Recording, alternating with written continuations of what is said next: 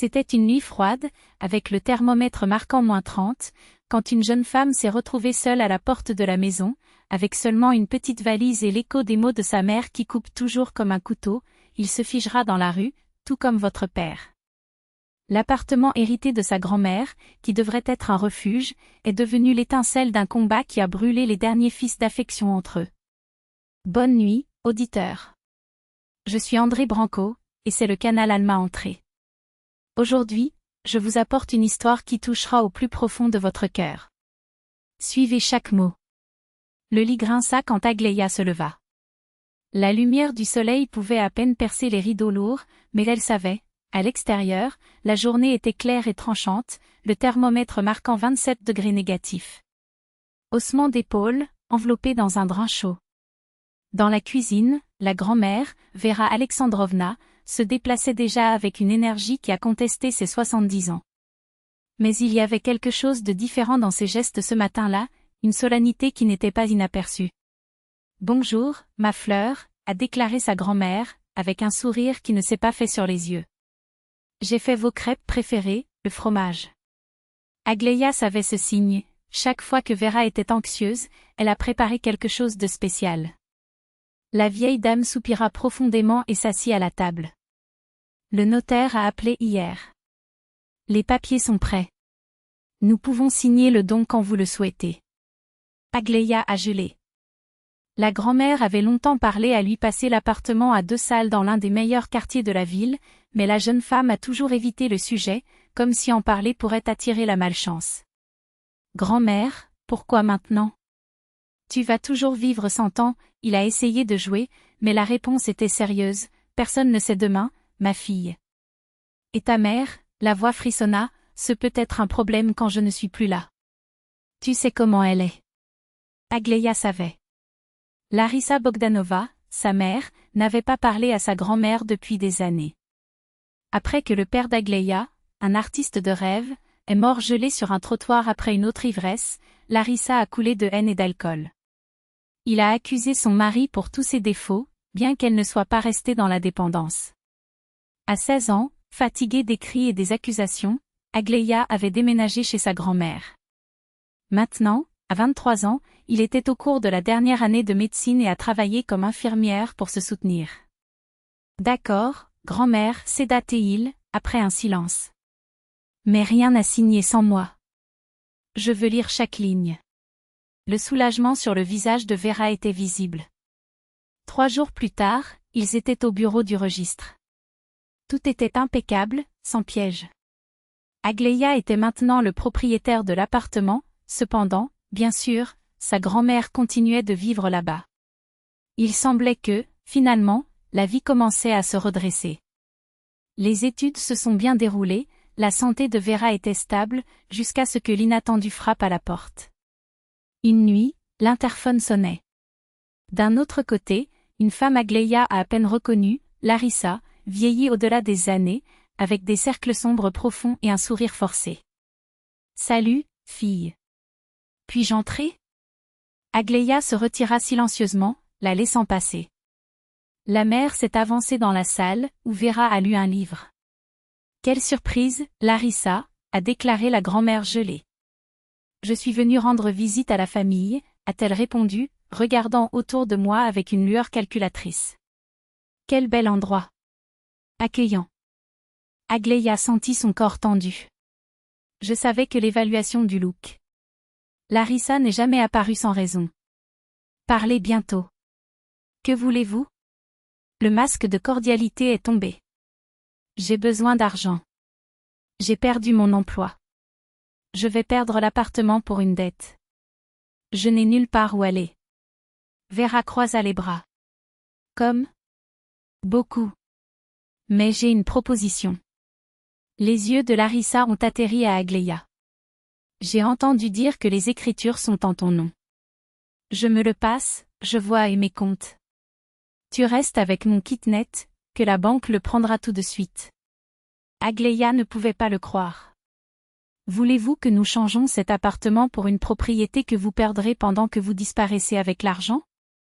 Je ne disparais pas. Je vais vous aider. Je n'ai nulle part où tomber mort maintenant.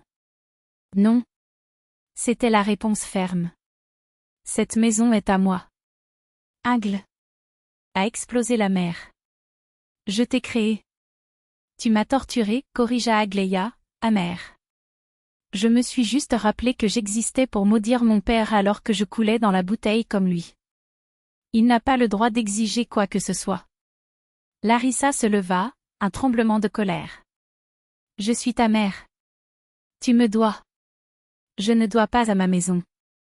La discussion a grimpé à Larissa se tournant vers Vera. Et toi, mère? Tu n'aiderais ta propre fille? Je vous ai aidé toute ma vie, Lassion. Mais vous saviez juste comment demander plus. Maintenant, la décision est d'Aglaïa. Ah, c'est? Grogna Théil, ses yeux injectés. Eh bien, ils le regretteront. Je facturerai toujours ce qui est à moi. Et il claqua fermement la porte. 2 mois se sont écoulés. Aglaïa a essayé d'oublier l'épisode, a plongé ses études et son travail. Jusqu'à ce qu'un appel insoné de sa grand-mère la laisse en alerte. En arrivant à la maison, il a trouvé la porte ouverte et la pièce face à l'envers, meubles renversés, objets dispersés. Vera est allongée sur le sol, inconsciente, à côté d'une lampe cassée. Avec ses mains pratiques, Aglaïa a appelé l'ambulance et a accompagné sa grand-mère à l'hôpital. Le diagnostic était implacable, un accident vasculaire cérébral massif. Vera n'a jamais quitté le coma. 3 semaines plus tard, il est parti. Les funérailles étaient intimes, juste des amis proches. Larissa n'est pas apparue. Mais quand Aglaïa est rentrée chez elle après le sillage, elle a trouvé sa mère assise dans la pièce, comme si elle possédait l'endroit. « Comment êtes-vous entrée ?» demanda-t-il, épuisé. « J'ai gardé une clé, » rit à Larissa, avec un sourire tordu. « Maintenant, l'appartement est gratuit. Je peux vivre ici. » Aglaïa a senti le sang bouillir. « Cette maison est à moi. Tu ne restes pas. Je suis ta mère, » a déclaré Larissa, coulant dans le fauteuil. « J'ai le droit d'être avec ma fille. Ou toi qui partes. J'aide même à ranger tes affaires. Avez-vous perdu la tête ?» cria Aglaïa, son cœur sur ses seaux. « Sortez maintenant. » Ne me défiez pas, a déclaré Larissa, la respiration de l'alcool. Je sais que la vieille femme t'a tout dépassé. Ce n'est pas juste. Je suis sa fille. J'ai besoin de cet endroit. Elle vous a exclu parce que vous saviez que vous alliez tout détruire, a déclaré Aglaïa, l'eau. Partez. Maintenant. Je ne vais pas. Larissa a pris un vase de la table. Soit vous me donnez l'acte, soit le regrettera. Appelez la police, donc. Je dirai que vous m'avez agressé. Qui croira? Aglaïa a essayé de décrocher son téléphone portable, mais le déchaîne. N'ose pas, cria-t-il, soulevant le vase. Aglaïa a esquivé et l'objet s'est brisé contre le mur. Ce qui est venu plus tard a été une sale lutte, la Lassion, malgré l'âge et l'ivresse, avait de la force. Il a poussé sa fille contre le canapé et s'est installé sur elle, crachant des mots, signe les papiers. Ou jure que vous ne sortez pas vivant d'ici. Avec un effort surhumain, Aglaïa a réussi à se débarrasser, mais sa mère, aveugle de la haine, n'est pas revenue. Aglaïa, toujours tremblant, tenu sur le mur pour ne pas tomber. Toi! Cria-t-il, pointant vers la porte avec des doigts qui obéissaient à peine. Sortez d'ici, démon! Larissa se leva de difficulté, la poitrine haletant comme un soufflet rouillé. Vous le regretterez toujours, cracha Théil, ses yeux injectés de haine et de vodka. Je sais où vous travaillez. Je vais dire à tout le monde quel genre de fille ingrat vous êtes. Je m'en fiche. Je pars. Elle a mesuré l'Aglaïa avec un look qui brûlait comme de l'acide, chaque syllabe un coup de couteau. Et je reviendrai. Et quand tu reviendras, tu ne seras jamais né. Et accomplit la menace. Une semaine plus tard, Aglaïa a trouvé la porte fermée, les cuits tordus comme des os cassés. Il a dû appeler un serrurier pressé, pour changer toutes les serrures, mais la peur avait déjà été nichée sous sa peau. Quelques jours plus tard, Larissa est apparue à l'hôpital où sa fille a travaillé, éclatant sa réception en tant qu'ouragan de cris, cette salope m'a jeté dans la rue. Ma propre fille m'a abandonnée. Les agents de sécurité l'ont traîné, mais le poison de ses mots est resté dans les airs, empoisonnant chaque look de ses collègues. Aglaïa a senti les murmures sur son dos, le poids de la honte des autres. Puis vint l'hiver. Thermom.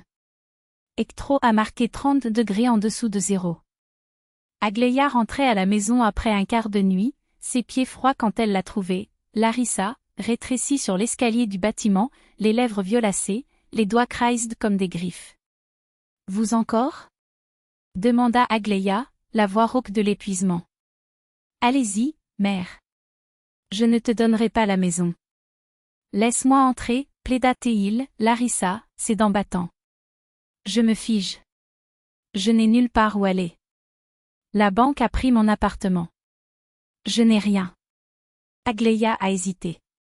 Quelque chose en elle a crié que si elle ouvrait cette porte, elle ne pourrait plus jamais la fermer. « Non, dit-il fermement. Je ne te fais pas confiance. Allez dans un refuge. Là, il vous aide.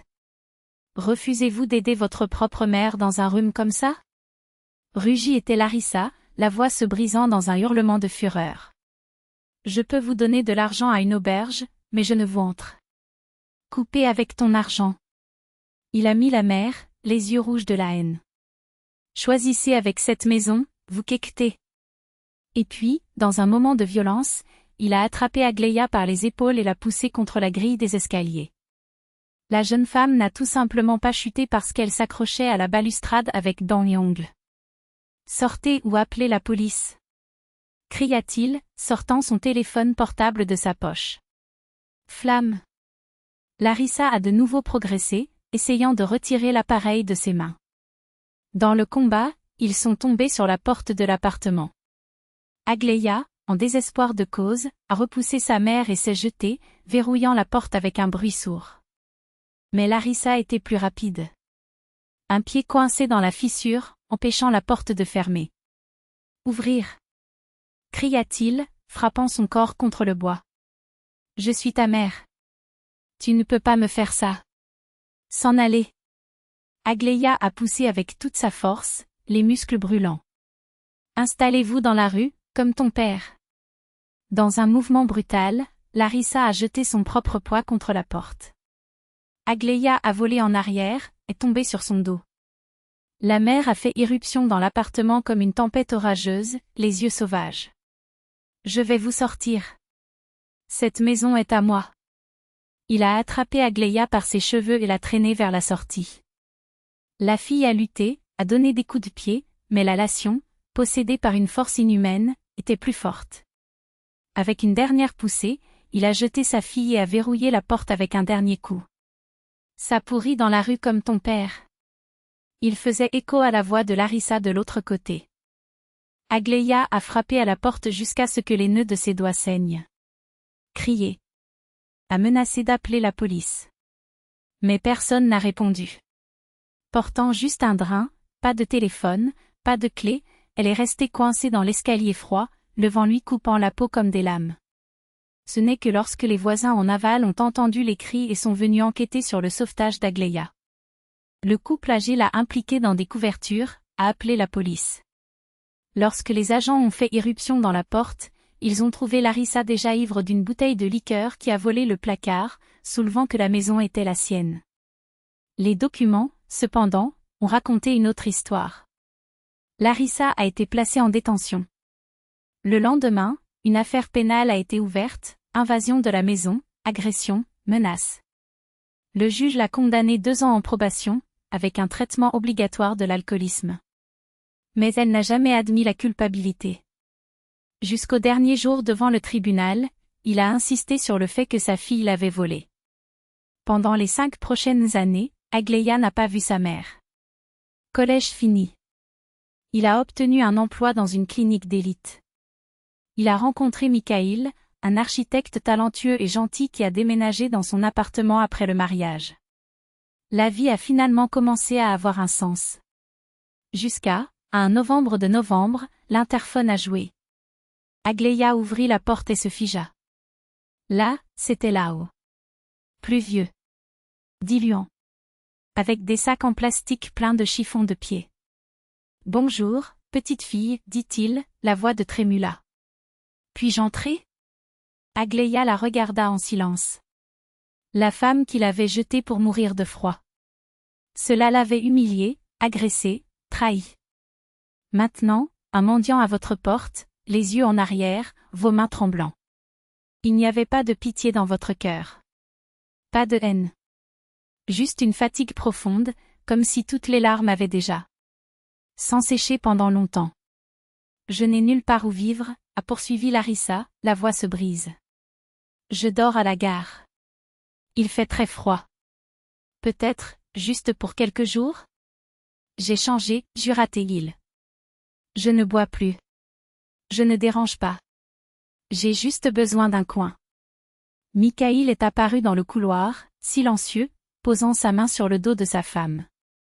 Aglaïa prit une profonde inspiration. Non, au revoir, mère. Et fermait la porte. Es-tu sûre ? Murmura Mikaïl, la tirant dans un câlin. Elle hocha la tête, penchant sa tête sur son épaule. Je l'ai décidé depuis longtemps. Elle ne changera jamais. À l'extérieur, pas de bruit. Pas de cris. Pas de supplications. Seul le bruit des marches s'éloignant, lentement, comme s'il portait le poids d'une durée de vie d'erreur. Un mois plus tard, Aglaïa a reçu une notification des services sociaux. Larissa avait été retrouvée dans un refuge pour sans-abri, avec les orteils et les mains gelées. Entre les délires de fièvre, elle a marmonné qu'elle avait une fille, mais elle l'avait abandonnée. Aglaïa est allée au refuge. La mère était allongée sur un lit étroit, entre autres figures pliées par la misère. La voyant, Larissa tourna son visage vers le mur. « Avez-vous vu comment je meurs ?» Il se gratta, la voix rugueuse comme du papier de verre. « Non, » répondit Aglaïa, sec. « Je suis venue dire que je vais payer votre traitement. Et j'ai eu une place pour vous dans une maison de soins infirmiers. Il a des soins médicaux, une bonne structure. Mais vous ne vivrez pas avec moi. » Larissa se tourna lentement. Il y avait des larmes aux yeux, ou peut-être que c'était juste la faible lumière de la pièce. « Pourquoi me détestez-vous autant ? » Ne te déteste pas, maman, dit Aglaïa, sans la moindre excitation. Je ne te crois plus. Et je ne veux pas que tu apprêtes de ma famille. Famille ? Larissa se pencha sur ses coudes, ses yeux alertent soudainement. Avez-vous des enfants ? Aglaïa a mis sa main dans son ventre, presque imperceptible. Dans 5 mois. 3 ans se sont écoulés. Larissa a vécu dans la maison de soins infirmiers, où Aglaïa a ponctuellement déposé une allocation. Les visites étaient courtes une fois par mois, sans intimité. Parfois, il portait son fils, mais il ne l'a jamais laissé seul avec sa grand-mère. Jusqu'à ce que, dans l'une de ses visites, il ait remarqué quelque chose de différent. À propos de la tête de Larissa, une vieille photo, elle est le père d'Aglaïa, jeune, souriant, avec un bébé dans ses bras. Je l'ai trouvé parmi mes affaires, a expliqué Larissa, après son regard. Nous étions heureux à ce moment-là. Ce qui s'est passé ? Aglaïa a demandé la première fois depuis des années. Larissa était silencieuse pendant si longtemps qu'Aglaïa pensait qu'elle ne répondrait pas, je ne sais pas, admit-il finalement. La vie, il s'est classé. Son père a commencé à boire. J'étais en colère, puis j'ai commencé à boire aussi. Quand il est mort, j'ai blâmé tout le monde sauf moi-même. Il a regardé son petit-fils, jouant avec un ours en tricot qu'elle avait fait elle-même. J'ai perdu beaucoup, Aglaïa. Tout à l'heure, je comprends. Aglaïa n'a rien dit. Mais lors de la prochaine visite, c'était avec Mikaïl et Timofeï. Et pour la première fois depuis des années, quand ils sont partis, il a serré sa mère dans ses bras. Ce n'était pas un long câlin. Ce n'était pas un pardon. Mais c'était quelque chose. Parce que parfois, pour guérir, vous n'avez pas à aimer. Arrêtez simplement de saigner. Pour construire un pont sur l'abîme, il doit d'abord admettre que l'abîme existe. Et c'est ce qu'Aglaïa a fait. Pas avec des mots, pas avec des promesses vides, mais avec ce petit geste lourd, l'étreinte qui n'a pas demandé la permission de se produire. La mère a ressenti le poids des années dans ses bras, la distance qui ne serait jamais remplie, mais pour la première fois, cela ne faisait pas mal comme un couteau. Ça faisait mal comme une cicatrice, et même c'était un soulagement. Parce qu'il y a des blessures qui ne se terminent pas avec des gouttes pour les yeux ou des vinaigrettes. Il y a des fissures qui ne commencent à guérir que lorsque nous cessons de prétendre qu'ils ne sont pas là. Aglaïa n'a pas pardonné. Vous ne pardonnez peut-être jamais. Mais il a mis de côté l'illusion à ce moment-là, seul, réparerait ce qui avait été brisé. Le temps ne résout rien. Il ne révèle que ce qui est déjà pourri, ou ce qui peut encore être sauvé. Et dans cette pièce, entre l'odeur du thé froid et le ticker de l'horloge murale, quelque chose s'est déplacé. Ce n'était pas un miracle. C'était Apé. La première brique.